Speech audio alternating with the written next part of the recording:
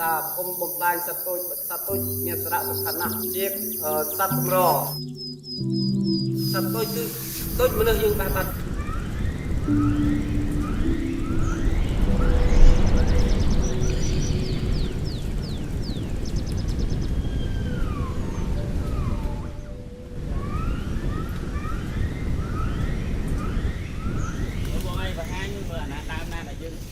ពីមុនដែលយើងសិក្សាថាតូចនឹងវាស៊ីប្រភេទដើមណាខ្លះស្លឹក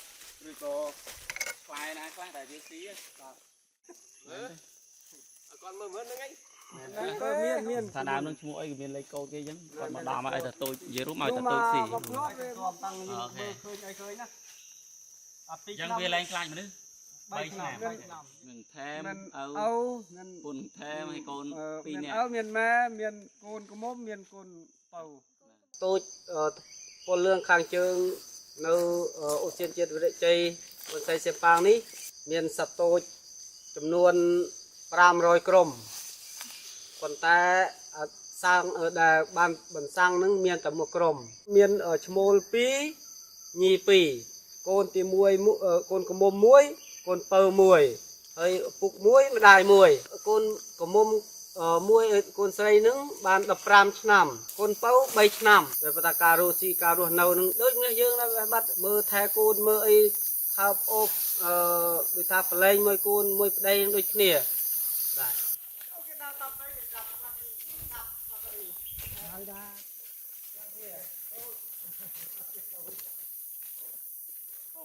ទម្លាប់វាស្រែកតាំងពីម៉ោង5វាសម្រាប់វាស្រែករំពងសំឡេងវាកុំអោយក្រុមណាផ្សេងមករំខានដែលក្នុងតំបន់វារស់ស៊ីបន្ទាប់វាស្រែកបានជួនកាលបាន10នាទីជួនកាលបាន15នាទីវាឈប់ស្រែកទៅវាលោតទៅរស់ស៊ីធម្មតាម៉ោង9វាសម្រាប់មកស្ទុះតែជា5នាទីវាសម្រាប់អូចៃគ្នាប្រឡែងគ្នាហើយបន្ទាប់នោះវាទៅទៀតរស់ស៊ីដល់ម៉ោង11វាសម្រាប់ដល់កន្លះម៉ោងសម្រាប់កន្លះម៉ោងវារោចៃប្រឡែងគ្នាអីថើបដូចមនុស្សយើងដែរស៊ីត្រួយវាជូអាហ្នឹងដើមគេដើមខុសបាទសត្វតូចគឺប្រភេទសត្វស្លូតអត់បំផ្លាញទេវារស់ស៊ីដោយឯកឯងនៅក្នុងព្រៃរស់ស៊ីផ្លែឈើព្រៃខ្ចីកាវល្លិសត្វល្អិតនៅក្នុងព្រៃបាទវាអត់រំខានដល់ចំការស្រែប្រជាជនទេដល់ពេលមានផ្លែឈើច្រើនហើយមានទួយខ្ចីមានអីវាស៊ីឆ្អែតហូបឆ្អែតអីវាស្បាយតែបើមានការរំខានដូចថាមានសម្លេងគេកាប់ឈើអាណាយន្តអីអានឹងរំខាននេះអត់ស្រែកតែវាខ្លាចវាផ្អើលសំខាន់មួយទៀតអ្នកភូមិគាត់បដាឆ្កែតាមព្រៃដែលយើងការពារហ្នឹងវាព្រុសវាខ្លាចឆ្កែមែនតើលួចស៊ីដល់លួចចូលស៊ីដល់ពេលវារត់ទៅនោះវាស៊ីបាទពីតាំងពីឆ្នាំ2010ខ្ញុំចូលការពារល្បាតព្រៃមួយអង្គការ CI តាមទូចផងតាមរហូតតាំងព្រឹកវល់ងាយដើម្បីឲ្យវាសាំងឲ្យវាស៊ាំឲ្យយើងមើលឃើញអីបានអញ្ចឹងពីមុនវាអត់ស៊ាំទេវារត់ទៅពីដូចក្រុមផ្សេងដែរដល់ពេលយើងតាមរហូត2ឆ្នាំបានវាស៊ាំហើយយើងដល់ពេលហ្នឹងពួកខ្ញុំធ្វើខ្ចុះធ្វើអីភ្ញៀវចូលបន្តិចម្ដងសត្វតូចពណ៌លឿងជាប្រភេទសត្វទើបរកឃើញថ្មីកាលពីឆ្នាំ2010សត្វនេះជាប្រភេទសត្វកំពុងរងគ្រោះជិតផុតពូជនិងមានចំនួនប្រមាណតែ1500ក្បាលប៉ុណ្ណោះមានវត្តមាននៅក្នុងឧទ្យានជាតិវ៉ឺនសាយសៀនប៉ាងបើតាមការសិក្សាស្រាវជ្រាវពីចំនួនសត្វតូចពណ៌លឿងរបស់អង្គការអភិរក្សអន្តរជាតិកម្ពុជាកាលពីឆ្នាំ2012កន្លងទៅ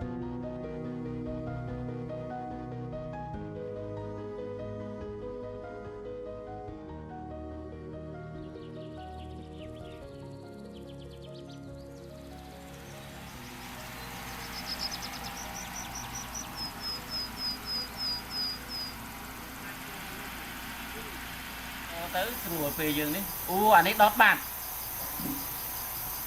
អានេះអាលីតំធំយើងតែដល់ផងពុកយើងយកទៅកើតមកទៀតនេះលោកហើយតប្រាប់ស្អាតចេះ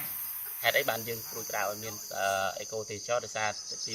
1តំបន់យើងពោពេញទៅដោយពពួកភេទសត្វ ច្រើនទាំងសត្វស្លាបទាំងសត្វពាហនៈនិងប្រភេទផ្សេងទៀតហើយជាប្រភេទដែលយើងដូចយើងឃើញជាក់ស្ដែងហ្នឹងពោពេញទៅដោយព្រៃកម្រព្រៃជាជំរកដ៏ល្អសម្រាប់ពពុះសត្វទាំងអស់ហ្នឹងដែលធ្វើឲ្យយើងព្រួយផ្ដើមបង្កើតអេកូទេសចរហ្នឹងយើងចាប់ផ្ដើមដំបូងគឺយើងបង្កើតឲ្យមានហើយទី2បន្ទាប់មកយើងបដោះបដាសមត្ថភាពធ្វើម៉េចឲ្យគាត់មានសមត្ថភាពដើម្បីផ្ដល់សេវាកម្មដល់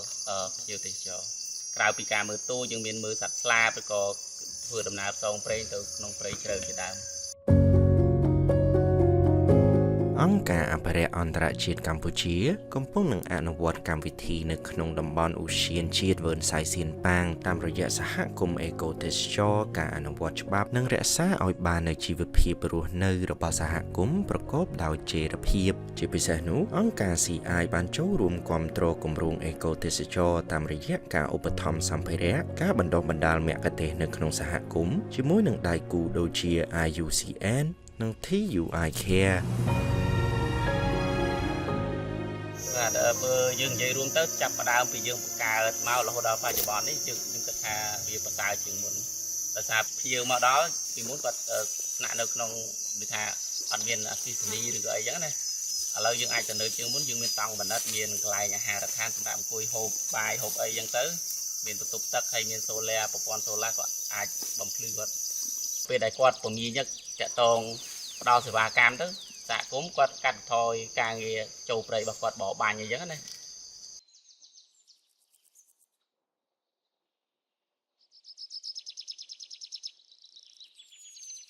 ជាជាក់ស្ដែងសម្រាប់ខាងក្រមការងារនៃមន្ទីរបរិស្ថានខេត្តស្ទឹងត្រែងដែលយើងបានចុះម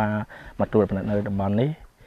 ពាក់ព័ន្ធនឹងសកម្មភាពបទល្មើសយើងតែងតែឃើញតែវាមិនច្រើនទេមួយរយៈចុងក្រោយនេះគឺមានការថយច្រើនតាមរយៈការផ្សព្វផ្សាយតាមរយៈការអនុវត្តច្បាប់ទៅ